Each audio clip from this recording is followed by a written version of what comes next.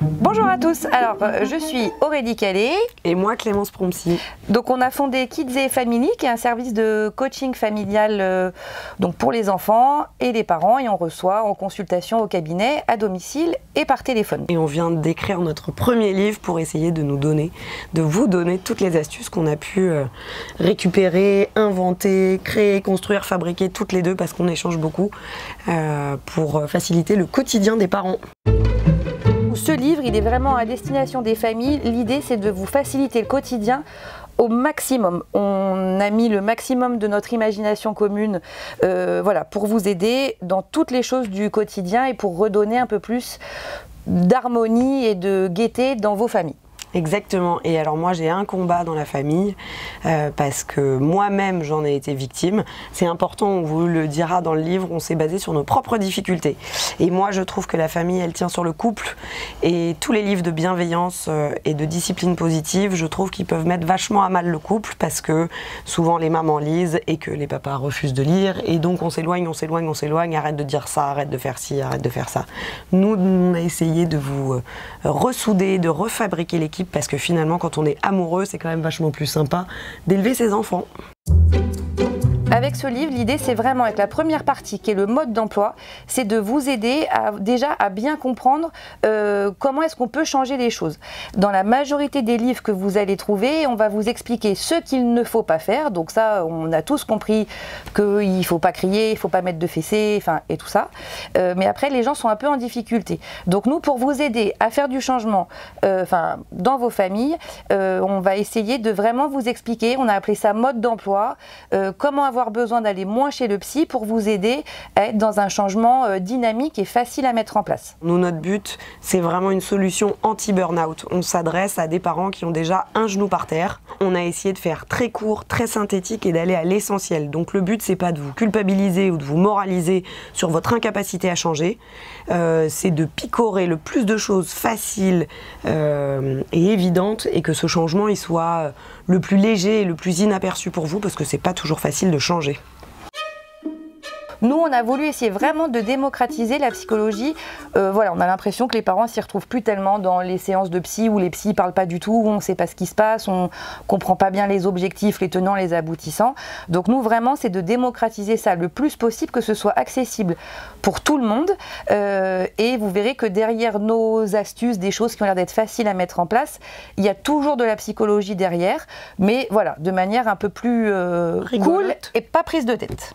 Souvent, ça fait peur d'aller chez le psy, c'est un peu stigmatisant, on a l'impression qu'on est en échec et qu'on est en difficulté.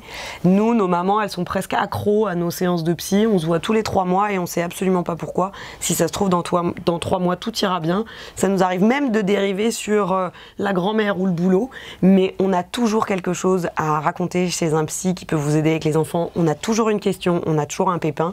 L'idée, c'est pas de le voir comme une maladie, c'est plutôt d'admettre qu'on a tous besoin de soutien, et même l'une l'autre, on passe notre vie encore à se poser des questions pour nos propres enfants. Alors c'est vrai que le livre il va s'adresser essentiellement aux enfants de 2 ans et demi à 6-7 ans, donc ce qui va commencer à peu près aux alentours, un petit peu après 2 ans, ce qu'on appelle la phase d'opposition, le terrible two, où les enfants vont commencer à vous dire, s'ils savent parler ou de manière non verbale, qu'ils ne veulent pas. Et c'est là un petit peu que les choses peuvent s'enrayer pour les parents, parce qu'ils ne comprennent pas très bien pourquoi d'un seul coup les enfants disent non à tout ce qu'on leur propose. Donc voilà, on s'adresse vraiment aux enfants pour trouver des choses rigolotes, pour que eux s'y retrouvent et que voilà, ils aient plus envie que ça se passe bien à la maison, et plus envie d'obéir à leurs parents, même si j'aime pas trop le mot obéir. Mais ouais, justement, comme on n'aime pas que les enfants obéissent parce que ça les rend bêtes, les pauvres, et que nous on veut que vous ayez des enfants autonomes et intelligents. Alors pas à 4 ans, malheureusement nous n'avons pas le mode d'emploi pour que votre enfant soit autonome, sage, calme et obéissant à 4 ans, mais plutôt le but c'est de miser pour leurs 24 ou leurs 34 ou leurs 44 ans. Nous, ce qu'on s'est dit surtout, c'est qu'aujourd'hui il y avait des tonnes d'avancées dans les neurosciences, et qu'il fallait qu'on vous file toutes nos combines, parce que effectivement si votre micro-ondes a un mode d'emploi de 892 pages en 24 langues, celui-ci n'est pas livré avec le mode d'emploi à la maternité, et on a attrapé plein de petites astuces de communication qui sont rudement pratiques pour les faire non pas obéir, mais coopérer et s'amuser à aller se laver les dents ou à manger des légumes ou à dire bonjour à la dame alors que ça peut être très contraignant. Globalement, toutes ces choses du quotidien qu'on doit faire avec nos enfants de la naissance jusqu'à ce qu'ils partent de la maison, donc on va dire 18-20. 44 Ah non 18-20, toutes ces choses du quotidien, de devoir aller dîner, se laver, ranger sa chambre, enfin, en fait ça c'est des choses qu'on va devoir faire toute sa vie, même quand on est adulte, et c'est vrai que les parents voilà, trouvent pas ça rigolo, et c'est quand même dommage parce qu'on doit le faire effectivement tous les soirs pendant un long moment. Donc nous l'idée c'est au travers de nos astuces qu'on vous a mis dans le livre, c'est de donner des choses qui vont être rigolotes pour les enfants et pour les parents pour qui la carte de l'humour c'est pas forcément la chose la plus facile à sortir en premier.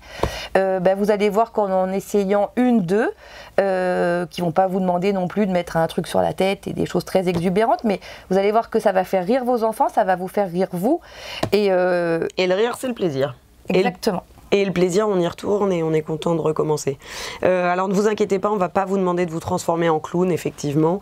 L'idée, ça n'est absolument pas de vous faire renoncer au fait de transmettre des valeurs ou de poser un cadre et de mettre de l'autorité. La fermeté, ça fait partie intégrante de la bienveillance et nous, on va aussi vous aider à vous montrer comment on peut... être ferme mais bienveillant. Exactement. Et l'humour, en fait, c'est juste une combine. C'est pas pour vous transformer en Bozo le clown et amuser la galerie toute la journée. Ne vous inquiétez pas, on vous aide aussi pour le reste.